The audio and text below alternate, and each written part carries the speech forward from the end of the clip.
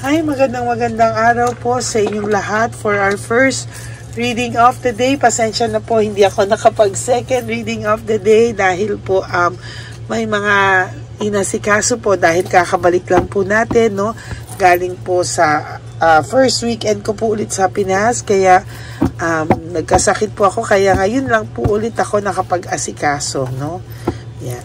So ngayon, tingnan po natin kung ano po ang makikita natin sa reading of the day. Tingnan po natin anong energy po ang makikita natin sa first reading of the day today. Yan.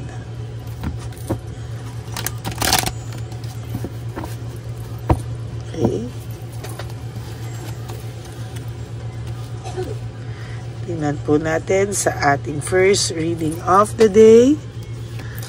1, 2, 3, 4, 5, 6, 7, 8, 9, 10.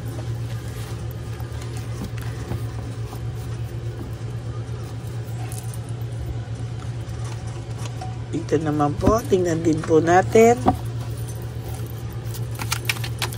Mamaya po, gusto ko pong gawin na ang second reading of the day natin ay live. Na-live ko po, mamayang gabi po, no? Ang ating reading of the day, second reading of the day po is live, no? Live ko pong gagawin ang ating second reading of the day. Para habang ginagawa ko po, kayo po ay nanunood. Pero hindi ko lang po kayo makakausap dahil habang nagre-reading po ako ay focus po ako sa ating reading. Meaning hindi po ako makakapag-hello sa inyo. Okay, 1, 2, 3, 4, 5, 6, 7, 8, 9, and 10.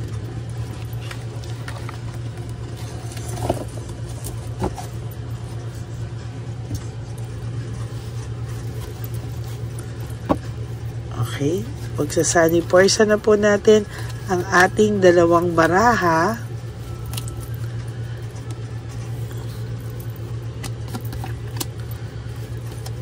Okay, tingnan na po natin.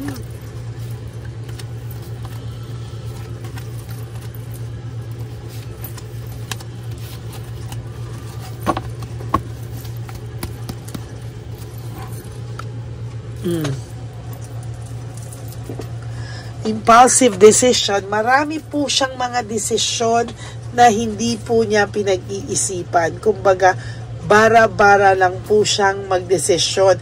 Hindi niya po pinag-iisipan kung ano po yung mga binitawan niyang salita, binitawan niyang messages sa'yo. Hindi niya, basta ginusto niya lang po, or maybe gusto niyang makipag-communicate, or gusto niya lang magpapansin, ano? Kaya ang dami niyang mga messages na hindi po pinag-isipan, or kung hindi messages, ang dami niyang actions, no? Actions na pwedeng yung ibang tao napapansin din po, no? Na hindi po niya pinag-iisipan. Oh my God. Nagseselos po ang taong ito right at this very moment. Nagseselos po siya sa mga nakikita niya sa'yo. Maybe because naiisip po ng taong ito na nakapag-move on ka na po with or without him, no? Or her, no? Ang taong ito po ay nakaka-experience ng matinding pagseselos, no? Or panghihinayang sa'yo. Akala po ng taong ito, ikaw po ay nakapag-move on na totally, no? Sa kanya, no? Parang walang-wala na siya. At ngayon pa lang po nagsisink in sa kanya yung pagsisisi, no? Actually, if meron or wala man tong third party sa ngayon pa lang po sa kanya nagsisink in, no? Yung mga nagawa niya po sa'yo, no? Alam niya po, no? Hindi niya man po maamin, high level of scrutiny, alam niya pong nasaktan ka niya, ng bonggang-bongga. No? Yung bonggang-bongga po na yan, kaya ngayon, takot po siyang lumapit sa iyo. As a matter of fact, hindi niya po alam paano daw po siya sa mga susunod na araw didiskarte, no? Na pagpapapansin sa iyo or whatsoever, kasi wala na po itong nakukuhang reaction from you. Feeling niya po, hindi na po ikaw yung nagmahal sa kanya. Parang feeling niya po ay dead ka na ngayon sa kanya, nakukuha mo na daw siyang tiisin. No, yan po Yan po kasi yung mga ginawa niya. Ngayon niya lang po pinagsisisihan. Ngayon lang po nagsisingkin sa kanya. Quick decision. Mga desisyong talagang hindi niya po pinag-isipan. Tingnan niyo po, impulsive decision. Impulsiveness. Very, very, quick. Impulsiveness, quick decision. Talaga pong sa makikita niyo po dito, hindi niya po pinag-isipan ng maayos, no? Ayan, ngayon niya po naiisip yung partnership niyo, yung relationship niya po ngayon, niya lang naiisip, partnership, union, no? Yung mga pinagsamahan niyo, the way na inalagaan mo siya, ngayon pa lang po pumapasok sa kanya. Ngayon pa lang po sa kanya nagsisink in ang mga nangyari between the two of you, kung paano mo siya inalagaan, kung paano mo siya minahal, kung gaano kakabuting tao sa kanya. And he or she lost a good man or a good woman, no? Ngayon niya lang na-realize yan, no? Ngayon pala nagsisink in sa kanya, pinagsisisihan niya yung pag-iwan niya sa'yo. Leaving behind, walking away, pinagsisisihan niya po yung pag-iwan niya sa'yo, no? Nako, gagawa po ako ng wishing insenso ngayon na bago, no? Gusto kong makita niya at ma-realize niya, no? Gusto kong kausapin niyo po siya mamaya. Yung person na ito, gusto kong kausapin niyo siya dun sa bago kong gagawing insenso na wishing candle and wishing insenso, no? Gagawa po tayo ng bago at habang yan po ay kinakausap nyo, papasok po sa kanya lahat ng sasabihin mo, maiisip niya po yan at talagang kinausap mo siya, mararamdaman niya po yung mensahe mo sa kanya. Yan po ay kung gusto nyo pa siyang kung gusto nyo pang maisip niya, wala namang masama ano ba naman kahit nakapag-move on ka o kausapin mo lang siya, diba? Tungkol doon sa insenso. Ang dami niya pong takot, fear, takot siya sa'yo, confusion, no? Confused po siya sa ngayon. Ang dami niya pong questions sa isipan niya, ang dami niya pong questions sa kanya na ano daw ba? Ano ba to? Ano ba yan? Meron na bang iba? May pumalit na ba sa akin sa puso niya? Ano ba? Talagang, yun ang talagang hindi niya po talaga makaya-kaya. Yan, no?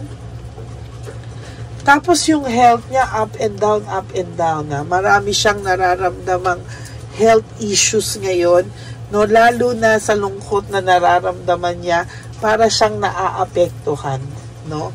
Yan talaga, sa nakikita ko talaga sa kanya, talagang napakapasensyosa mo daw sa kanya, no? Ikaw lang daw yung sobrang naging pasensyosa. Ikaw lang daw yung sobrang naging pasensyoso sa kanya, talagang sa nakikita ko dito, ngayon niya talaga nare-realize o nag-sink in sa kanya na ano yung pinakawalan ko, no? Napakalaki niya raw gago, napakawalan ka, no? Pero because of too much pride and too much ego, bisit ako sa pride and ego na yan, hindi siya makadiretsang makahingi ng tawad sa'yo. Ang dami niyang pasikot-sikot, ang dami niyang pagpapapansin, pero hindi siya makalapit sa'yo totally to say, I am sorry. Yun lang po ang kulang. Yung sincere na sorry, alam mo, nako, ganyan-ganyan siya, baka lalong mahuli ang lahat sa kanya. No? Gigigil ako sa kanya. ayan, no, passionate siya ngayon, no? Passionate siya ngayon, iisip siya ng iisip sa'yo. Dinadivert niya nga lang sa mga kinukulit, mga kinukuting-ting niya o mga ginagawa niya, dinadivert niya sa mga ginagawa niya. But the truth is, hindi ka pa rin niya makalimutan at all. No, hindi ka niya makalimutan at all. Oh, coldness, no? Alam niyang naging cold ka sa kanya. Alam niya na talagang sa tindi ng ginawa niya sa iyo, alam niya po na nahihirapan ngayon siyang ipakita sa iyo lahat. Nahihirapan siya. Papaano niya sa iyo sasabihin lahat ng nararamdaman niya. Yan, no? Hindi niya alam, no? Kasi bakit? No?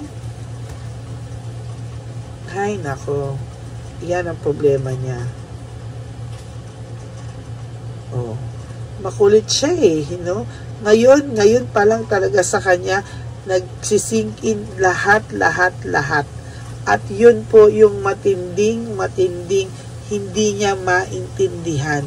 Hanggang kailan daw ba siya makakaramdam ng ganitong pakiramdam na para po siyang aligaga, para po siyang hindi makapag-move on. At talagang sasabihin ko sa iyo, this person, hindi ka pa rin niya ma-let go, hindi pa rin siya makapag-move on sa iyo. Ngayon, nagsisingkin lahat sa kanya na duduwag pa tong taong ito. Isa siyang malaking duwag. Hindi niya masabi sa iyo na nagsisisi siya, hindi niya masabi sa iyo. Parang ang kinabubwisit ko, parang mas gusto niya pang panindigan na wala siyang kasalanan, ano? Parang gusto niya ay kayo ay mag-reconnect na lang one of these days na wala nang ganun-ganun, walang usap-usap, walang sorry-sorry, kumbaga ituloy ang nakaraan. Ay, hindi naman po pwede yun, ano? Kailangan niya pong, ayan, no? Nagkaroon bigla siya ng sudden awareness na ikaw pa din ang kasiyahan niya. No, tanga po siya. Pasensya na po sa word ko. Talagang natatangan po ko sa kanya. Kailangan po niya talagang umaksyon, ano? At mag-sorry sa'yo. Ayan, no? There's anger, argument, no? Talagang parang gusto niya ipakita sa'yo na yung mga pag-aaway niyo nung una, yung mga galit niya, dahil yun sa'yo, ikaw pa yung hindi nakaintindi. Aba, ikaw pa daw ang hindi nakaintindi, no? Na parang gusto niyang gawin to, hindi mo siya sinuportahan. Paano mo susuportahan ang isang bagay na palayo sa'yo, no? Para namang sira kasi ito. Gigigil ako. Ngayon pa wala siyang peace of mind, no? Yan ang kulang sa kanya, wala siyang peace of mind. Hindi niya alam paano, pero wala siyang peace of mind at hindi po siya magkakaroon ng peace of mind hanggang hindi niya po yan sa'yo tinatama. No closure, patay. Wala pa po kayong closure nito. Incomplete pa din po, no? Hindi pa po tapos ito, no? Wala pa po ako nakikitang closure, no? Ay, nako, sinasabi ko kasi siya, hindi kayo magkakaroon po ng closure hanggang hindi siya lumalapit sa'yo, no? Asyomera ka lang po, asyomero ka lang na ganyan, kailangan sa kanya mo mismo marinig. Bored siya sa buhay niya ngayon, no? Wala siyang ginawa kung hindi mag-stalk sa'yo. Yan, umiikot ang buhay niya. Stalk lang po sa'yo, no? Ayan, no? Hindi niya po matanggap yung pagbabago, adapting to change. Hindi niya po mabago-bago o hindi niya po ma-adapt yung pagbabagong ito sa buhay niya na ngayon niya na-realize na wala na pala, mag-isa na pala ako, no? Kahit po ito ay may third party o wala, may kinakausap o wala, hindi po mabovoid ng lahat ng iyan ang pinagsamahan nyo. Hindi po mafe-feel yung void ng kawalan mo ng ibang tao. I tell you that, no? Hindi po, no? Ako, ano ba naman to?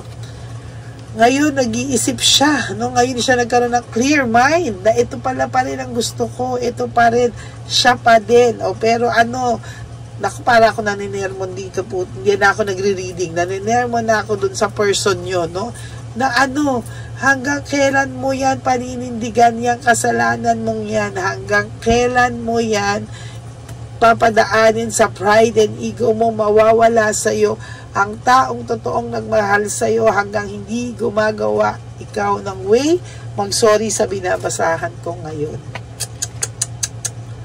Alam niya po na siya ang sumira sa pangarap niyo, sa inyong samahan. Broken family, broken relationship, shattered dreams. Alam niya na siya ang may kasalanan, no? Na siya ang nag-mess up sa lahat sa inyo. But still, hindi pa rin siya makagawa-gawa ng paraan mag-sorry. Ayan, nagpapahinga lang po ito. Nag-iisip siya, nag-rest. Gusto niya nang magpahinga muna. Dahil ang sakit-sakit daw ng nararamdaman niya ngayon. Feeling niya, ikaw ay namuhay na, nakapag-move on na. Finally, okay ka na ngayon. Tapos siya, ngayon pa lang siya nagsisink in. Ngayon pa lang nagsisink in sa kanya yung mga nagawa niya sa'yo, or mostly yung pagkawala mo po. No, feeling niya you already moved on, pero siya nagsisimula pa lang siyang makarealize na aray, ito pala ang consequences. Buti nga sa'yo, no? Ay, sorry po. Masyado akong nadala sa aking reading of the day ngayon. Okay, that is your first reading of the day. I hope na naka-resonate ka, and if you do, can you please give me a like and comment down below para naman po makita ko ano mga comments nyo, no, sa ating reading. Ano po ang inyong saloobin dito, no? Maraming salamat po sa inyong lahat. And for those of you who would like to have a private reading with me, you can message me po at Ladyly Elena. That's Ladyly Elena. Nasa dulo po yan ng ating video. Diyan nyo lang po ako mako-contact. That's my only official and legit FB account. Yan. Okay? At for those of you who would like to give us a super thanks for this video, I would really appreciate that. Lalo na po, nalalapit na po ang ating One Love a Day Christmas edition for our dear lolos and lolas on December 14. Meron na po tayong date, no, on December 14, no, magbibigay po tayo ng konting tulong sa ating street elderly. Yan, ano. Maraming salamat po. Okay? Maraming salamat po sa inyong lahat. God bless you all. And nagpapasalamat po ako sa lahat sa inyo for not skipping ads. Tulong nyo na po yan sa ating channel. Maraming salamat po sa inyong lahat. And ever loyal, solid, faithful na Lady Elena friends, family, and subscribers, I love you all from the bottom of my heart. At ang lagi ko pong bilin sa inyo is to live each day lang po, no? One day at a time. Naku, may kilala po akong ganyan. Nabuhay lang po araw-araw, gumising, ginawa ko anong kailangan gawin, at natulog ng gabi, and tomorrow is another day. Ganun lang po. Nagulat na lang po siya one day na survive niya na po lahat. At kung bumalik man po o hindi, masaya na po siya sa buhay na meron siya ngayon. Pero syempre, iniisip natin sana ma-realize pa rin ng taong yan, yung kawalan talaga. Na nare-realize naman, kaso yung pride and ego lang talagang kailangan. Never kasing marunong mag-sorry yun kaya ganon. Hindi ko na po sasabihin sino yun. Okay, maraming salamat po sa inyo. And of course, life is too short. Don't make it shorter by stressing yourself from all the pains and heartaches na binigay sa inyo ng kahapon. Just surrender everything to the divine universe and just let go and let God write your life and love story. Magbabalik po ako sa aking pangako for our second reading of the day, at I hope na mapanood nyo po yan. Yung second reading po natin will be a live second reading for tonight. Okay? Maraming salamat po sa inyong lahat. God bless you all. Siguro po, basta mga gabi po tayo mag-live, no? Kung hindi nyo man po maabutan yung live, huwag po kayong mag-alala kasi lalabas din naman po yung ating second reading of the day. Okay? Magandang araw po sa inyong lahat. Huwag po kayong malungkot. Today is Sunday. No, enjoy nyo po yan with your family and dear ones. Okay? God bless you all. Ako po ay magbabalik at asahan nyo po yan. Promise ko na po talaga yan. Okay? God bless you all and enjoy your day. Bye!